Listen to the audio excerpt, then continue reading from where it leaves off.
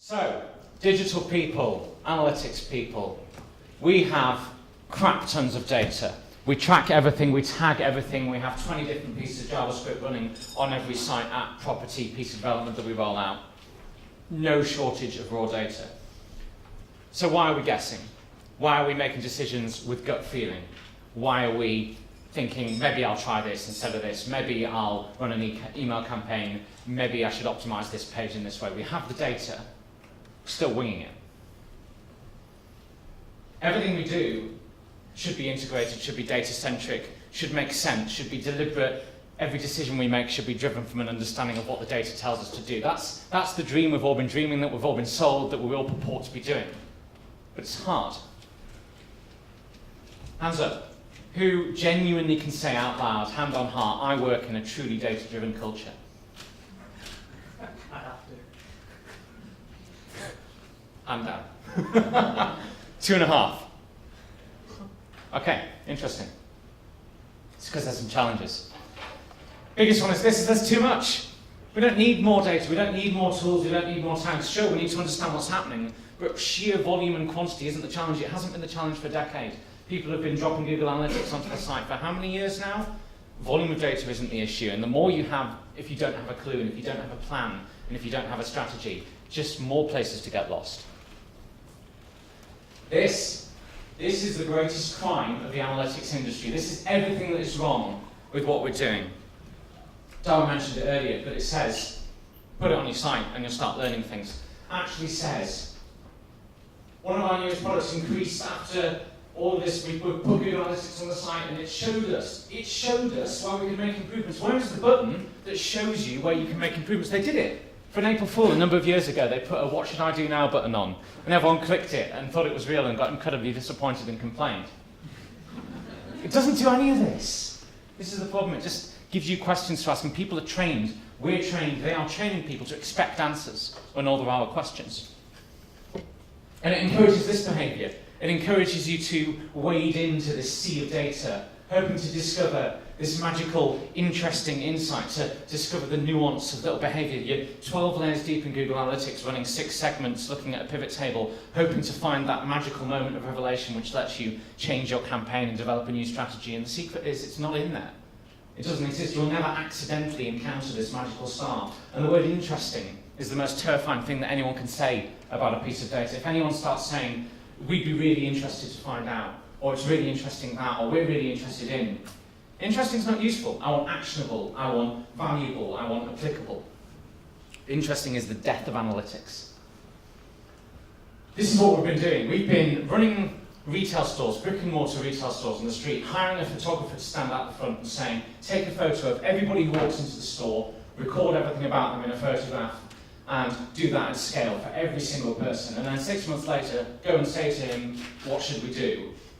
He's not a strategist, he's not an analyst, he's not a biz guy, he's a photographer. All he is doing is recording information. And if you haven't told him exactly what you want and what you need and expect, he doesn't know. Chances are you're interested in what footwear people are wearing when they walk in what they do, what they buy, and whether they come back again. And all you've done is recorded a huge amount of information about how many people have come in. It's not enough just to put the tags on and expect miracles. So the counterpoint to that is then saying, okay, what do we want to know? What's the alternate to interesting? What's valuable? What's actionable?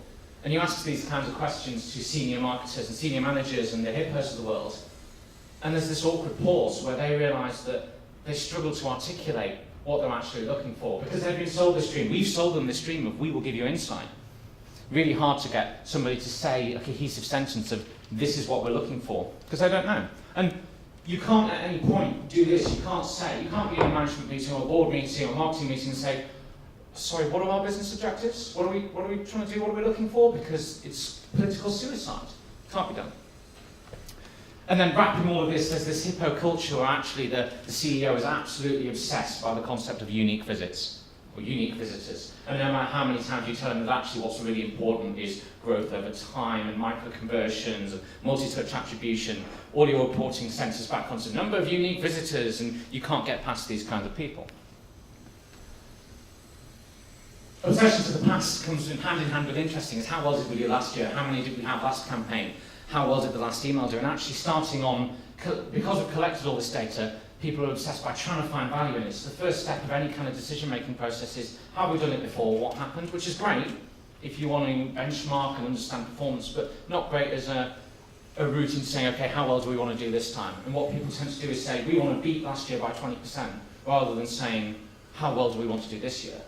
And actually, this wealth of data we have becomes a terrible, terrible trap for defining our own filter bubbles and shortening our thinking.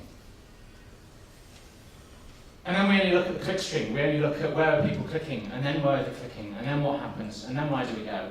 And because there's so much of this, and there must be some kind of magical insight in it, we forget to think about why are people doing this, and what motivates them, and how do we influence that side. This makes analysts stuck on the defensive. Your job becomes trying to fight this fight and change behaviours, and to be forced to find this magical insight, and reporting becomes a chore. Another month has gone by, I've got to do another report, I've got to find something interesting to say, well, I've given the same report 18 times for 18 months, nothing's changed, there is nothing interesting left. Feels like we ought to be on the attack. We ought to have loads of exciting stuff to say. It's all in there, is it? It's got to be, surely. You can overcome all of this. You can transform your organisation to become data-driven, to have a culture and a process that utilises all of the wealth of data you have very, very easily. This is the key thing.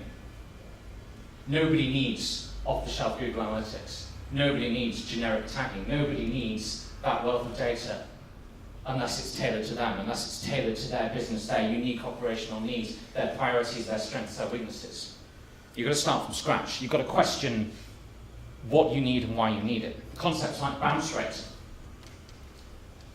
Absolutely broken. If you are a blog, a high bounce rate might mean that somebody is coming and reading every post you write on a daily basis and then leaving. That's optimal behaviour. It's an even worse metric because it's highly influenced by the technical construction and behaviour of your website. All of these things that come out the box are meaningless if you don't work out what they mean to you. Yet, they're common terminology. Conversion rate.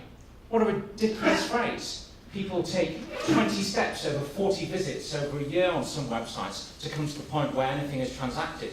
But each of those has success and failure criteria. It's not about conversion rates and bounce rates. So you've got to work out what it means to you. This is what you're aiming for, doesn't quite fit.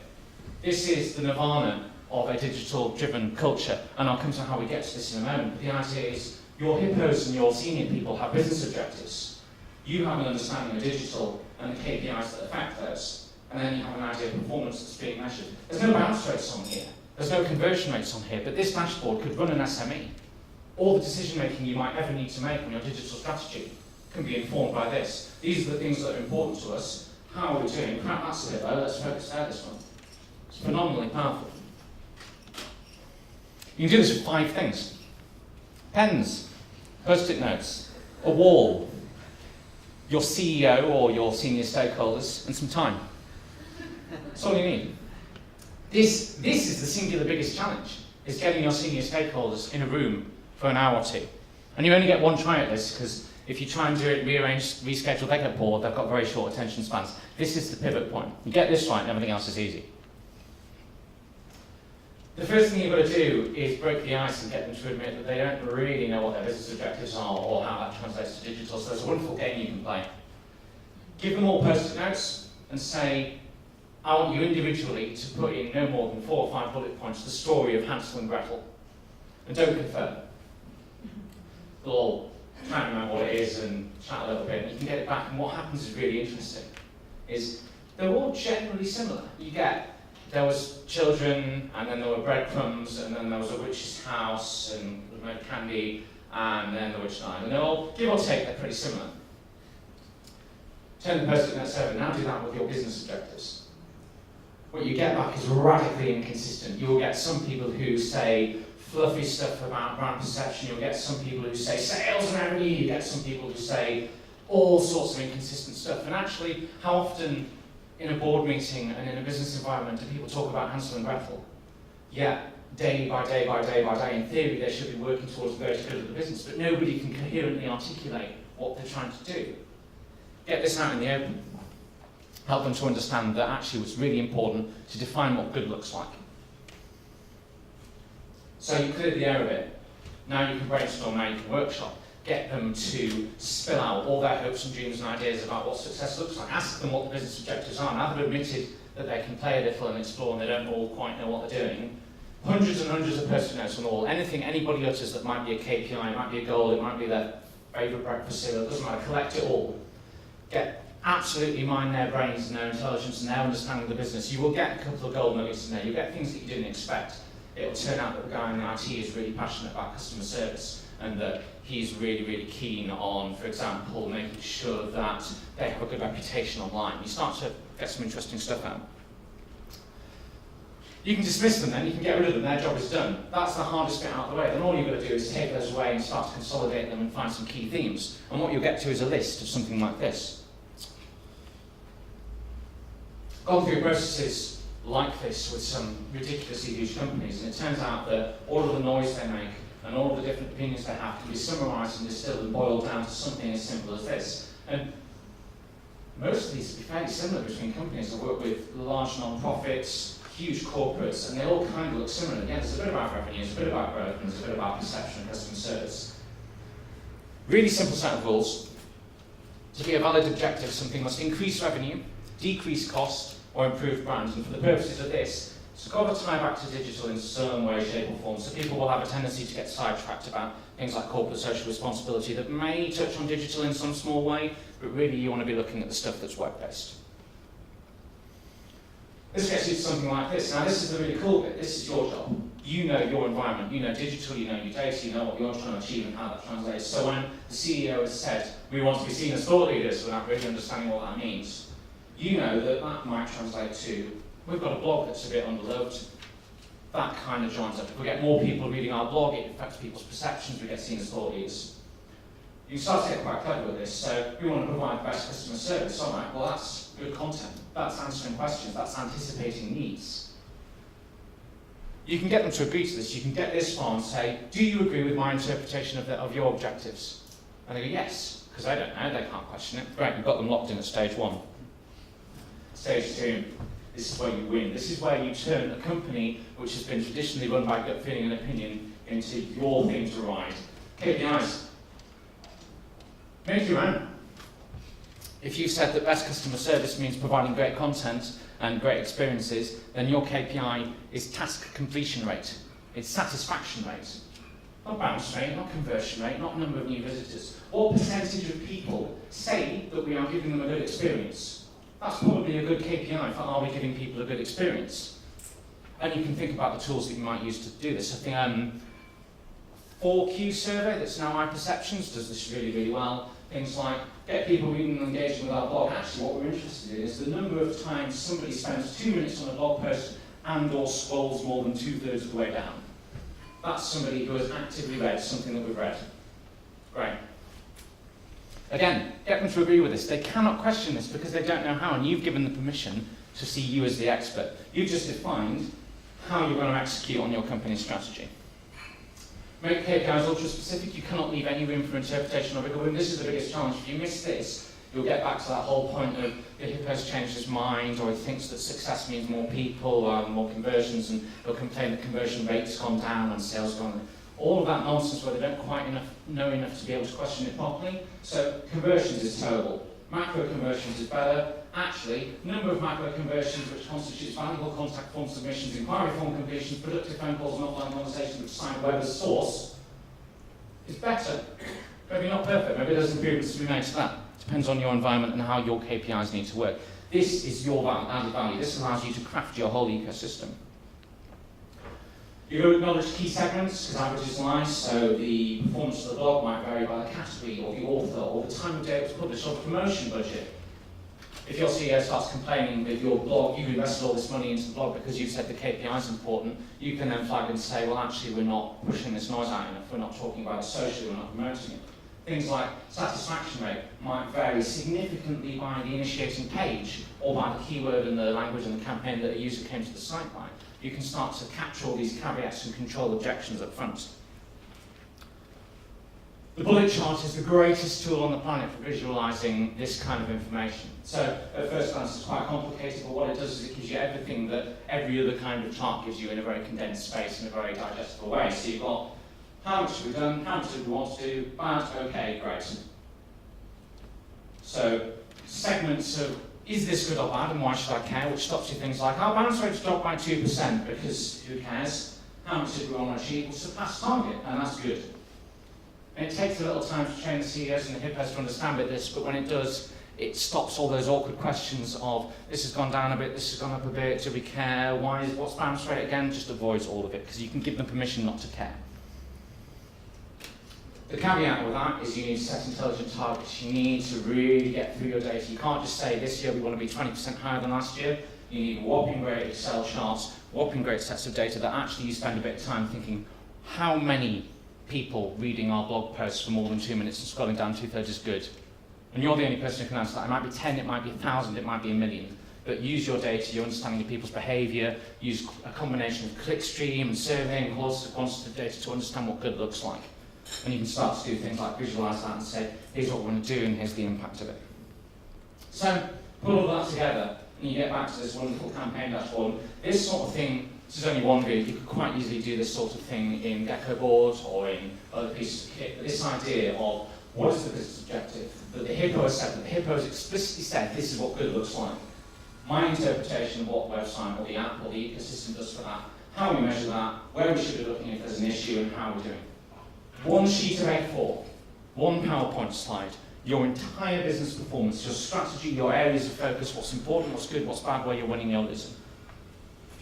Done. This allows you to move truly from reporting or analysis. No more bullshit Excel tables. This doesn't produce answers. It produces more questions. And the problem is because the CEO, the hippo, isn't confident of their understanding of how all the levers work in your ecosystem, because they don't have that dashboard, they start saying, well, I want to see another line on that chart that shows me what proportion of organic visitors come back via paid search on this landing page via this campaign, because that makes it safe for them. And actually having captured and stopped that happening, you can start saying, actually, we're going to get rid of all this crap and we're going to give you a story. You've given them permission to believe in you and see you as the expert. So the framework itself is really simple, and if you can get the CEOs and the hippos in the room for an hour or two, you can get this in place fairly easily, but it's only one part of the process. You need to actually make this stuff happen, so what will typically come out is things like, we want to measure satisfaction rate. If you don't have a tool or a process to do that at the moment, or if it, say, requires some kind of offline data, you need to initiate a process for getting that in place. So you need to look at things like, how do we liaise and manage the logistics of getting new tagging on the site? How do we make sure that's coming through into our ecosystem? Development implications, costs, etc. You need to make sure that you're acknowledging that there's a roadmap for that. You also need a process for doing. There's nothing more disheartening with this process than seeing the same dashboard with the same dropping numbers month on month on month. You need to make sure that you're accommodating for agile work sprints so that you can affect some of these numbers. If you go into a meeting and say, this is down, we need to do something about it, and they actually say, yes, okay, here's some budget. If it's still down 6 months later, and every month, they lose faith. You need to be able to affect things quickly and easily. Obviously, not that easy. You can take this further. You can do this kind of process for things like specific campaigns. So if you're trying a big email campaign for the first time, using this to define what success looks like and what good looks like, gives you permission to fail, gives you permission to have success criteria other than number of conversions. If you said that actually part of the success criteria for this big email campaign is just getting eyeballs on the site or is influencing people's opinion, if that does really well and you don't get many sales, it's still successful and you've got that permission already up front. Has anyone seen this? This is really powerful. This is, I forget who it's from, this is from... Good work. I just read it. That's really nice.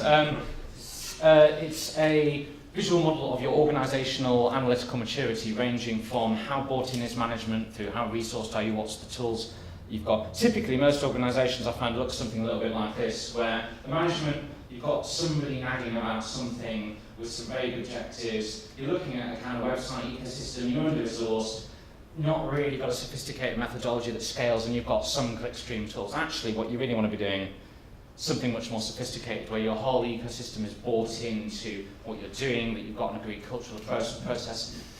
Showing organisations this as part of this same process and saying, rate yourself on this. So when they've agreed that dashboard and they can see that they're a little bit off and they're missing some of the tools, that's a great point to get the hippo to admit that actually maybe we only scored 2 around all of this. And then when it turns out that you can't measure what you want to because there's dev issues and some of the stuff's quite ambitious, or you're not doing very well in certain categories, it gives you permission to say that it's because we've got a roadmap for this, it's not immediate, and it stops them just saying, well, this is a waste of time and writing it off. It gives you a bit of timeline. So, bringing it all together. This puts you in a position where you and the organisation know what success looks like before you go in and try and find the magical insight in analytics or whatever else. You know what you're trying to do, you know how you were doing, and all you're doing is validating whether or not the needle's moved in the right direction. All that time you spend rummaging around in the back end of analytics trying to find insightful information is gone because there's nothing in there. You've given the permission a locked-in vision of what success looks like, and it stops them questioning and turning around and U-turning and flaking out things and changing their opinion because you have collectively decided what's important. Any issues with process or the tools you've got and culture, stop being excuses. They stop saying, well, we can't do this, we've tried email before, we don't have the resources, because you've acknowledged that up front and you've said it's okay because here's a roadmap.